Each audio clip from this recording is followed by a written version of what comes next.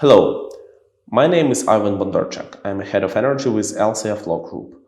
Today we're gonna talk about legal aspects of the feed-in tariff restructuring in Ukraine. There is a general rule: the state has a sovereignty to make any regulatory decisions affecting its territory and economy. However, should such a decision violate the legitimate expectations of the investors, the state would have been forced to pay compensation. This principle is subject for discussion in the vast majority of investment disputes. If we talk about Ukrainian renewable energy support scheme, it consists of four major components. The first one is the fixed feed-in tariff. Until 2030, the state guarantees to purchase the electricity from renewable energy sources at the fixed euro-based rates. Second, take-or-pay guarantee. The state guarantees to purchase the whole volume of the electricity generated from renewable energy sources. The law also provides for the FIT-based compensation for the power non-generated by the producer due to the dispatching commands. 3.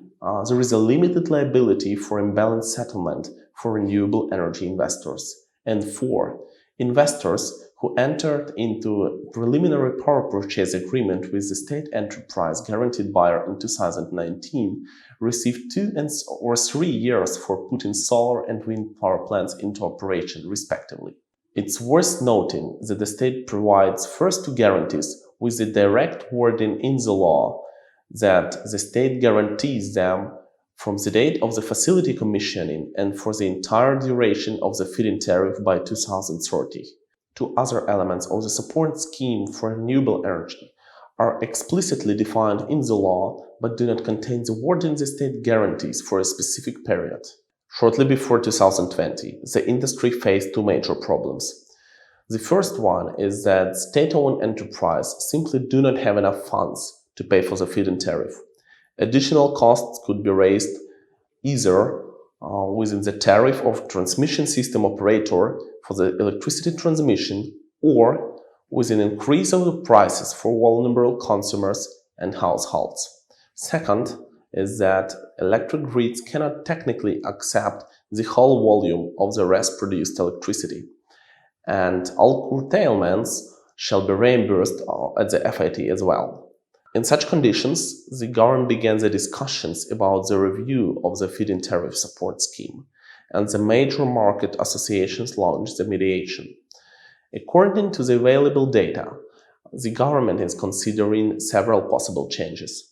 First of all is the feed-in tariff reduction in the form of the haircut without extension of the power purchase agreement or as a restructuring combined with the PPA extension for existing and new project. The second is the cancellation of the issued PPAs for some project of solar and wind energy which will not be built to the certain date in the 2020.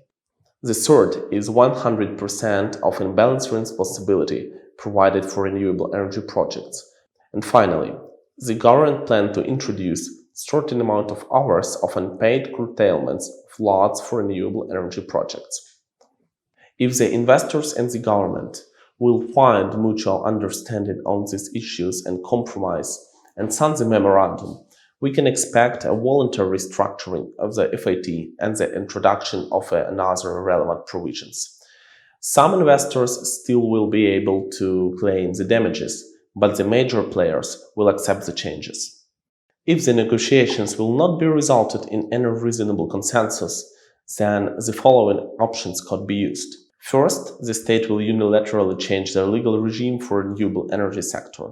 Second, state-owned enterprises will increase their debts to electricity producers, and transmission system operator will resume to command the dispatching on curtailment without no reasonable compensation at the feed-in tariff. Therefore, there is a question what impact could be caused by the anticipated changes. Should the state choose the radical path, unilaterally changing the FIT for the commission projects?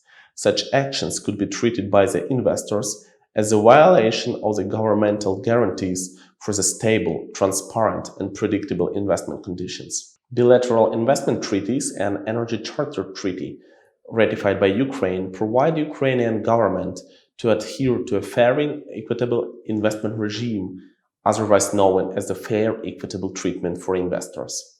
In international arbitration practice, this principle is also considered as such which contains a guarantee for stability and invariance of the conditions of investment projects. Of course, this guarantee doesn't provide for ultimate protection from any regulatory changes, since the government still holds sovereignty to change the legal framework of the projects on its territory.